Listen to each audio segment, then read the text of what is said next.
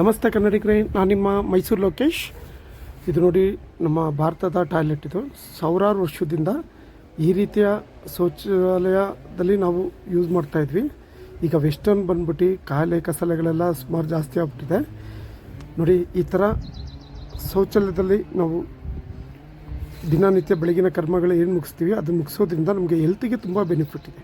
ಆ ಕಾಲದಿಂದ ಈ ಥರ ನಾವು ಯೂಸ್ ಮಾಡ್ತಿರೋದ್ರಿಂದ ನಮಗೆ ಗ್ಯಾಸ್ಟ್ರಿಕ್ ಆಗಲಿ, ನರಗಳ ಪ್ರಾಬ್ಲಮ್ ಆಗಲಿ, ಆ ಥರ ಸುಮಾರು ಪ್ರಾಬ್ಲಮ್ಗಳು ಬರ್ತಾ ಇರಲಿಲ್ಲ. ಆಗಿಂದ ನೂರಾರು ವರ್ಷದಿಂದ ಹಳೆ ಕಾಲದವರು ಗಟ್ಟಿಮುಟ್ಟಾಗಿದ್ರು. ಈಗ ನಾವು ವೆಸ್ಟರ್ನ್ ಯೂಸ್ ಮಾಡೋದ್ರಿಂದ ತುಂಬ ಪ್ರಾಬ್ಲಮ್ಗಳು ಜಾಸ್ತಿ ಆಗಿದೆ. ಆ್ಯಕ್ಚುಲಿ ವೆಸ್ಟರ್ನು ಏನಕ್ಕೆ ಯೂಸ್ ಮಾಡಬೇಕು ಅಂದರೆ ವಯಸ್ಸಾದವರು ಯೂಸ್ ಮಾಡಬೇಕು. ಯಾಕಂದರೆ ಅವ್ರಿಗೆ ಕೀಲು ನೋವಿರುತ್ತೆ, ಜಾಯಿಂಟ್ ಪೇನ್ ಇರುತ್ತೆ.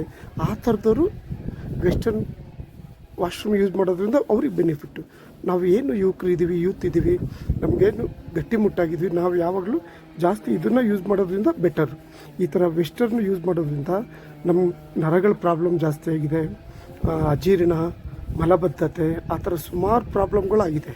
ಆದ್ದರಿಂದ ನಾನೇನು ಹೇಳೋದಂದರೆ, ದಯವಿಟ್ಟು ಆದಷ್ಟು ನಮ್ಮ ಭಾರತದ್ದು ಏನಿದೆ ಆ ವಾಶ್ರೂಮ್ನೇ ಜಾಸ್ತಿ ಯೂಸ್ ಮಾಡಿ ಅಂತ ಹೇಳೋಕ್ಕೆ ಇಷ್ಟಪಡ್ತೀನಿ. ಯಾಕಂದರೆ ನರಗಳ ಪ್ರಾಬ್ಲಮ್ ಬರೋಲ್ಲ.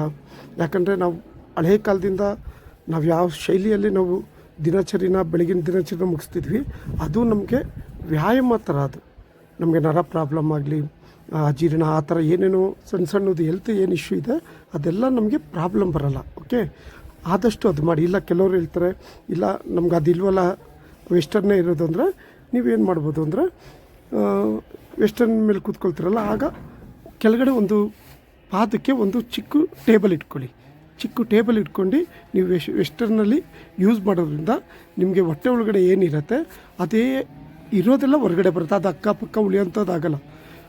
ಮತ್ತೇನೆಂದರೆ, ನೀವು ಈ ಥರ ಟೇಬಲ್ ಇಟ್ಕೊಳ್ಳೋದ್ರಿಂದ ನಾನು ಹೇಳ್ತಿರೋದು ಬೆಸ್ಟು.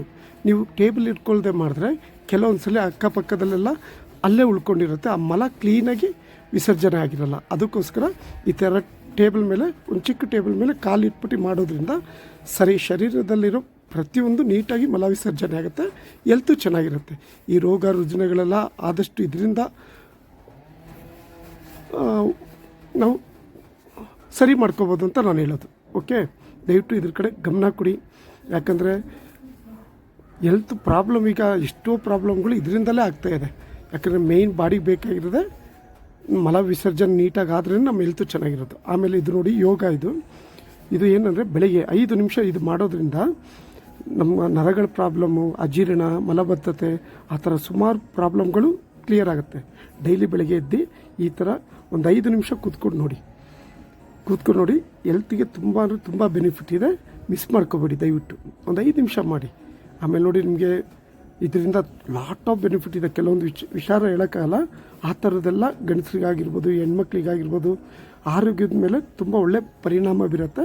ಇದು ಟ್ರೈ ಮಾಡಿ. ಡೈಲಿ 5 ನಿಮಿಷ ಮಾಡೋದ್ರಿಂದ ಹೆಲ್ತು ಚೆನ್ನಾಗಿರುತ್ತೆ. ಇಲ್ಲಾಂದರೆ ಕೂತ್ಕೊಂಡು ಈ ಥರ ಇಟ್ಕೊಂಡು ಒಂದು 100ವರೆಗೂ ಎಣಿಸ್ಕೊಳ್ಳಿ ನೀವೇ ಮನಸ್ಸಲ್ಲಿ. ಆ ಥರ 3 ಸಲ ಮಾಡಿ, ಇಲ್ಲ 2 ಸಲ 3 ಸಲ ಮಾಡೋದ್ರಿಂದ ನಿಮಗೆ ನರಗಳೆಲ್ಲ ಫ್ರೀ ಆಗುತ್ತೆ, ಮಲಬದ್ಧತೆ ಪ್ರಾಬ್ಲಮ್ ಕ್ಲಿಯರ್ ಆಗುತ್ತೆ, ಅಜೀರ್ಣ ಪ್ರಾಬ್ಲಮ್ ಕ್ಲಿಯರ್ ಆಗುತ್ತೆ. ಎಷ್ಟೋ ವಿಚಾರಗಳಿದೆ ಇದರಿಂದ. ದಯವಿಟ್ಟು ಮಾಡಿ. ಓಕೆ, ಬಾಯ್ ಕನ್ನಡಿಗರೇ.